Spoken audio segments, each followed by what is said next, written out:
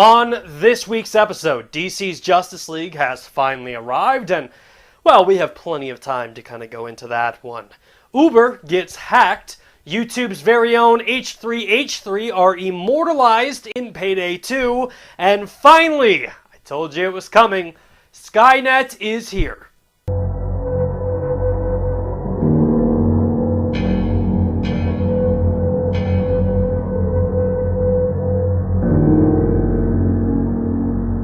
All of this and much, much more on this week's episode of The Nerf Report. Are you listening? Damn.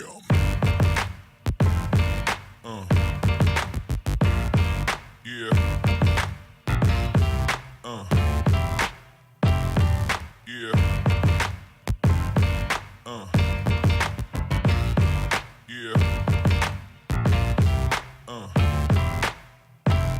Welcome to the Nerf Report. My name is Bryant, Chappel, and this is normally the time where I'm like, let's get into this week's news, but not this week, because this week we have a very exciting announcement to make. The Nerf Report officially has brand new merchandise. Yeah, just in time for Christmas, you can be the proud owner of the Down Since Day One t-shirt.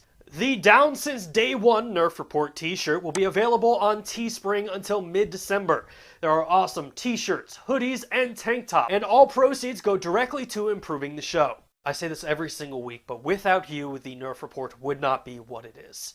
I could not do this every single week without the support of you guys. And I wanted to create a t-shirt that allowed you, the audience, to take ownership of the show. So until December 15th, this is a one-time print. After December 15th, this shirt will never be made again. And I wanted to make it that way just so after this, no one will ever be able to own this t-shirt. Just you, the audience who were here in the beginning, have the opportunity to buy this t-shirt. So fast forward 5 years, 10 years, 20 years down the road when the Nerf Report is much bigger than I could ever imagine, you have this shirt to prove that you were here in the beginning. You were one of the originals. You were here on day one. And with that, let's get straight into this week's news. Right off the bat, this week marked the 10-year anniversary for Naughty Dog Studios' Uncharted. Uncharted, of course, tells the story of Nathan Drake, a treasure hunter whose adventures have found him on the road to El Dorado, seeking the mysteries of Shangri-La, exploring the lost cities of Iran, and finally discovering Captain Henry Avery's lost treasure. In a blog post on PlayStation.com, president of Naughty Dog Evan Wells had this to say. This Sunday, November 19th, marks the 10th anniversary of the Uncharted Drake's Fortune launch in North America. At the time, we knew it was the beginning of an exciting new chapter in the studio's history.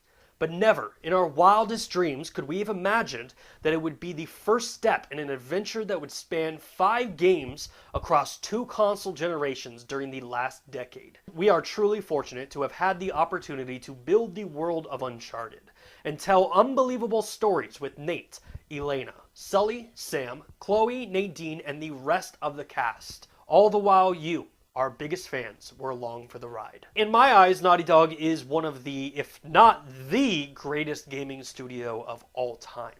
If you have not played Uncharted, Last of Us, Crash Bandicoot, or Jak and Daxter, I highly recommend once this video is over, heading to your local gaming store, picking them up, and playing them. You will not regret it. If you are a fan of YouTube's very own H3H3 Ethan and Gila and bank robbing, well, this week was your Super Bowl. Developer Overkill Software announced a brand new DLC expansion for PayDay 2. Overkill begins to describe the DLC as, Ethan is proof that you can never really know what goes on inside Bane's head. His skills in public relations and engagement attracted the interest of Bane, who convinced him and his wife Ela to join the PayDay gang, with promises of restitution, fortune, and glory. Rumor has it that Ela underwent extreme training in the Israeli military, and while she keeps denying it publicly, something definitely caught Bane's attention when he asked her and Ethan to join the gang. The DLC expansion features Ethan and Ela, H3H3 inspired masks, the addition of the air bow as a new weapon, and a new tag team perk deck. PayDay 2 H3H3 character pack can be yours on Steam for $4.99. In other gaming news, fans of Rainbow Six Siege got a small glimpse at what is to come in year 3 of the game, and to borrow a scene from Jerry Maguire, I love you. You complete me. Shut up. Shut up. You had me at zombies. You had me at zombies. Year 3 of Rainbow Six Siege will kick off on January of 2018, and according to Ubisoft Montreal, taking those guys and the bunch of Rainbow Six in a 4-week event that has really a twist on it, so expect something that you were not counting on. I think it's safe to say, judging by the graphic, judging by the mysteriousness, and judging by what the gaming world wants, I think we're getting zombies. This is huge news for Siege fans, as it is the world's most popular game. On any given day, 2.3 million people are playing Rainbow Six Siege, and then the last I checked, they had a registered user base of 20 million users. So you already take a massively popular game, and then you take a massively popular genre of killing zombies, smash that into there, and I think we can all say that that is going to be a hit. Ubisoft did confirm that a full reveal of Year 3 Season 1 content will take place during the 6th Invitational, which takes place on December 8th. Well, if you didn't think any of this Star Wars stuff was gonna catch on, hopefully The Last Jedi will put any of your disbelief to rest. According to tracking services, The Last Jedi is headed for a $200 million opening weekend in North America. $200 million in one weekend. That is an insane amount of money. So much so that I literally was just thinking, what could I buy with $200 million? For $200 million, you could buy 670,000 PS4s. Or you could buy the NHL Carolina Hurricanes. Or the Playboy Mansion, which recently sold for $200 million. Maybe you want to invest your money into some Nerf Report t-shirts. Heck, you could buy 10 million Down Since Day One t-shirts. And finally, for $200 million, you can buy your own private island. I think it's safe to say that Disney is doing insanely well right now. I mean, heck, they've got Marvel, they've got Disney, and they've got Star Wars. And literally all of those movies had insane opening box office weekends. So, bravo, Disney. Bravo. In other movie-related news, it was revealed this week that Paramount Pictures is in the process of creating virtual reality movie theaters.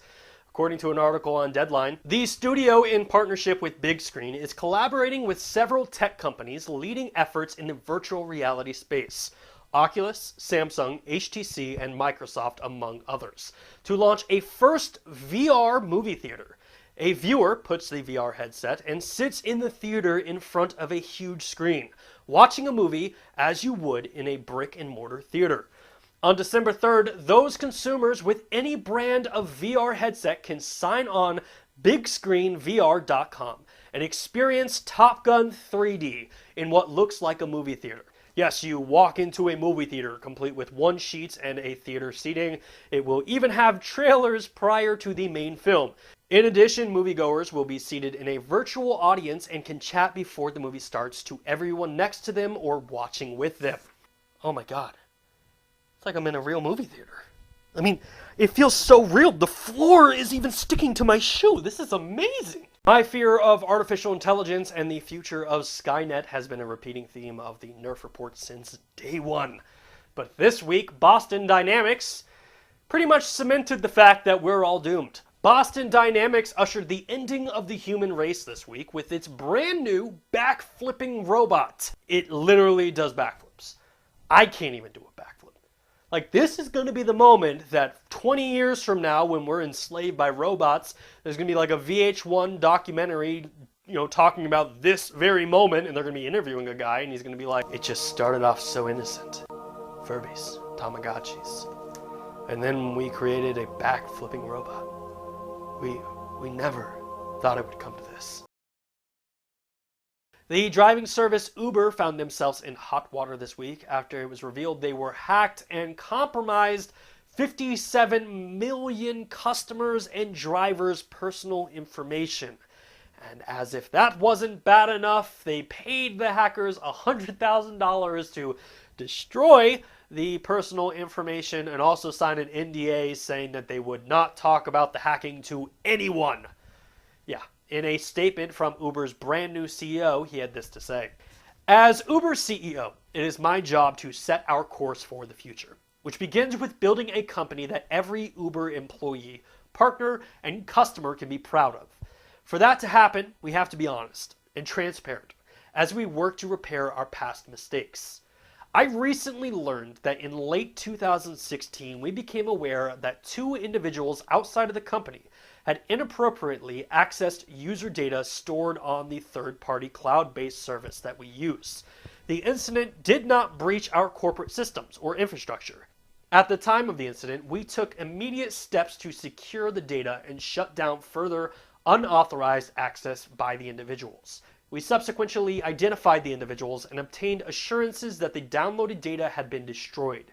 We also implemented security measures to restrict access to and strengthen controls on our cloud-based storage accounts. You may be asking why we are just talking about this now, a year later. I had the same question, so I immediately asked for a thorough investigation of what happened and how we handled it. What I learned, particularly around the failure to notify the affected individuals or regulators last year, has prompted me to take several actions. We are individually notifying the drivers whose driver's license numbers were downloaded. We are providing these drivers with free credit monitoring and identity theft protection. We are notifying regulatory authorities. While we have not seen evidence of fraud or misuse tied to the incident, we are monitoring the affected accounts and have flagged them for additional fraud protection. Unfortunately, the bad news for the ride-sharing service does not end there. It was revealed this week that they are facing up to 3 class action lawsuits and are being investigated by 6 individual state attorneys. Hopefully this turns out okay.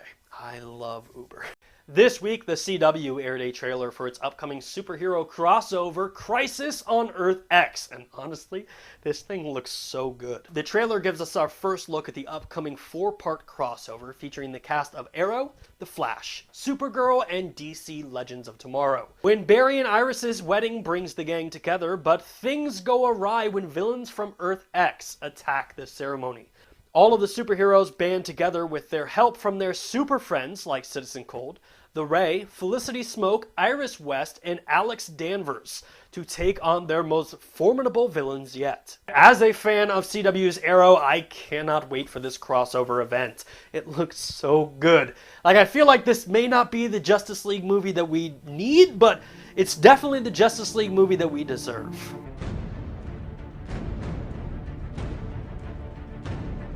Speaking of the Justice League, this week also marked the arrival of Warner Brothers and DC's Justice League film. And honestly, it's not like we didn't see this coming, right? The Justice League had an opening box office weekend of $95 million domestically. Wow. Internationally, it did a lot better with $185 million. Still, that domestic number is what Warner Brothers and DC are looking at, and it does not bode well for the movie, because now it is one of the worst opening box office in the last 5 years for DC. DC's Green Lantern had an opening weekend of $53 million domestically. DC's 2006 Superman Returns had an opening weekend of $52 million domestically. Batman vs. Superman: The Dawn of Justice made $166 million domestically. Suicide Squad's opening weekend made $133 million domestically. And Wonder Woman's opening box office weekend brought in $103 million domestically. Justice League, $95 million. So Justice League did better than Green Lantern, but was still $70 million shy from Superman vs. Batman: The Dawn of Justice. But the thing that has to be said here is $95 million is still a good opening box office weekend. But unfortunately, I don't think Warner Brothers looks at it that way, because they reportedly spent $300 million on the production of this movie. So I think they were looking for something a little bit more when it came to the opening box office weekend. But honestly, I've got to say what you will about the film, but DC did a fantastic job addressing one of my biggest concerns of the movie. In a 2-hour movie, I thought that they were going to butcher the introduction of Flash, Cyborg, and Aquaman. They were introducing 3 brand new characters in a 2-hour movie, but they did it perfectly. They did it where I was actually wanting more, but I was satisfied with what I got. That being said, you'll notice that I'm building them up because I'm about to pull the rug from right underneath them. The villain, Steppenwolf, was horrible. In fact, I hope he goes down as the worst villain in cinematic history. And this isn't a Justice League problem, and this isn't a Warner Brothers or even a Steppenwolf problem. This is just a DC problem. When you have a pivotal character like Superman who can fly faster than a speeding bullet, he's bulletproof, he's super strong, shoot lasers from his eye, and how do you find someone that matches up to that guy evenly? I mean, Superman's one weakness is a mineral so rare that 2 people on Earth have it. So how are you going to put someone like Steppenwolf up against Superman and make me believe that that villain is going to literally hurt Superman? It's not going to happen. Now, DC and Warner Brothers have made it very clear that they're moving in an opposite direction of the Justice League. Apologies to the people who like the movie, but they're headed in a different direction. A more solo film direction, which is why you're seeing things like a Joker solo film or Ben Affleck leaving the universe and we're getting a new Batman. They're literally putting the Justice League behind them. I think they're saying, hey, let's put it on the back burner, let's build these characters up, and then revisit the Justice League on a later date. Personally, I don't think this is a great move. I was not sold on the Justice League going into this movie, but now I'm sold on the direction they're going, and I'd like to see another Justice League movie. I might be, the minority out there, but hey, take what you did correct, build on it, and make a bigger, better, alternative to Marvel. Instead, you're literally just becoming Marvel. But as always, I want to know what you think. Did you like the Justice League movie? Was it everything you wanted it to be? Did you like Steppenwolf? Did you not like the movie? Who is your favorite Justice League member? Or who is your dream actor to play a member of your favorite Justice League character? Let me know in the comment section down below. And that is it for this week's episode of the Nerf Report. If you liked what you saw, make sure to give us a thumbs up, subscribe to the channel, or share it with a friend. As always, my name is Bryant Chappel, you are you, and this has been the Nerf Report.